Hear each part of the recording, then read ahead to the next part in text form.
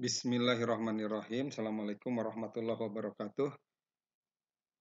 Kita lanjutkan pertemuan dalam mata kuliah manajemen operasi, pembahasan tentang strategi operasi. Definisi strategi operasi merupakan satu visi dari fungsi operasi yang menetapkan keseluruhan arah dan daya dorong untuk pengambilan keputusan. Visi harus diintegrasikan dengan strategi bisnis dan seringkali direfleksikan pada bentuk perencanaan formal. Strategi operasi seharusnya menghasilkan satu pola pengambilan keputusan operasi yang harus konsisten dan merupakan keunggulan bersaing dari perusahaan yang bersangkutan. Dalam model strategi operasi, strategi perusahaan dan bisnis berkaitan erat atau sangat membutuhkan strategi operasi yang di dalamnya dipetakan misi, keunggulan khusus, tujuan, dan kebijakan perusahaan. Tentunya dengan menerima masukan dari hasil analisis internal dan analisis eksternal. Selanjutnya, diformulasikan dalam bentuk taktik strategi pelaksanaan agar selanjutnya dapat menghasilkan hasil yang optimal. Strategi operasi merupakan penjabaran dari strategi bisnis atau korporasi, sehingga dipahami strategi operasi memiliki 4 komponen, yaitu misi, kompetensi, tujuan, dan kebijakan, di mana dalam hal misi ini merupakan bagian dari strategi operasi yang mendefinisikan bagaimana tujuan, fungsi operasi atau produksi dalam kaitannya dengan strategi bisnis. Misi harus menyatakan prioritas, tujuan yang ingin dicapai. Sementara kompetensi merupakan sesuatu yang dapat dilakukan lebih baik dari pesaing yang ada. Kompetensi dapat juga didefinisikan dalam bentuk tujuan, seperti lowest cost, highest quality, best delivery, ataupun greatest flexibility, ataupun dalam bentuk sumber daya yang digunakan. Yang ketiga, tujuan. Fungsi operasi dapat dinyatakan dalam bentuk pernyataan cost, quality, delivery, maupun flexibility.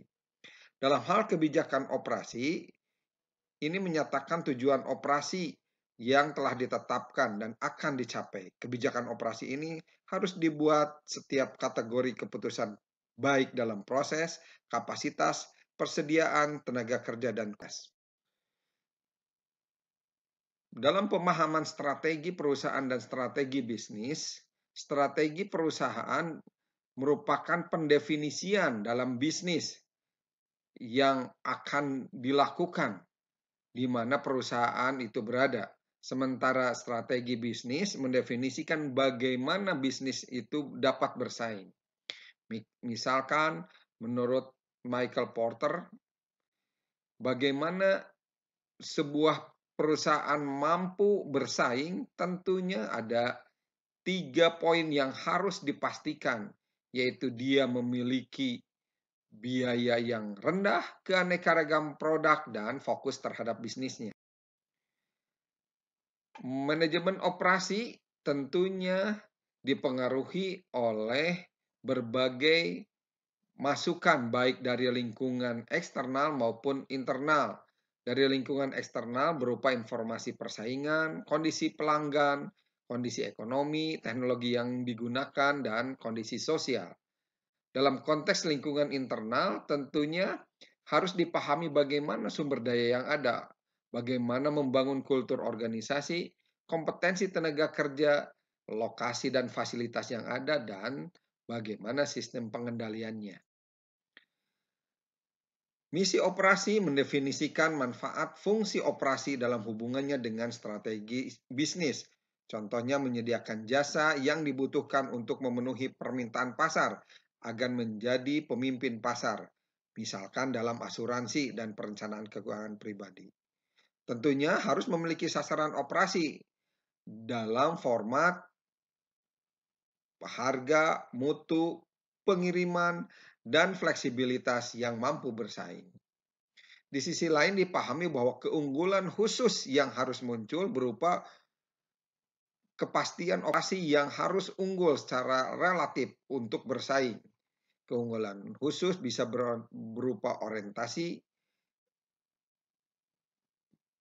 kepemilikan tunggal, dan teknologi. Sementara bentuk keunggulan bisa berupa harga terendah, mutu tertinggi, pengiriman terbaik, mungkin fleksibilitas terbesar.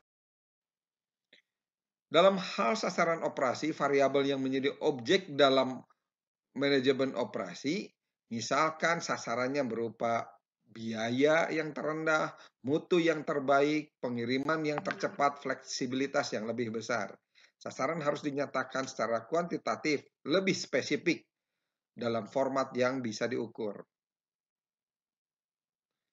Kebijakan operasi, bagaimana sasaran operasi akan dicapai melalui proses, kapasitas, persediaan, tenaga kerja, dan mutu. Kebijakan seringkali mengandung trade-off atau pilihan yang mengandung konflik. Tapi di sanalah letaknya kekuatan strategi operasi mampas. Pilihan strategi dalam kebijakan, misalkan dalam kebijakan proses, pilihan strateginya membuat atau membeli secara manual atau otomatis dalam konteks project atau konteks lini. Dalam kebijakan kapasitas, pilihannya fasilitas yang besar atau kecil, mendekati pasar atau mendekati sumber daya. Pilihan strategisnya tetap atau sementara.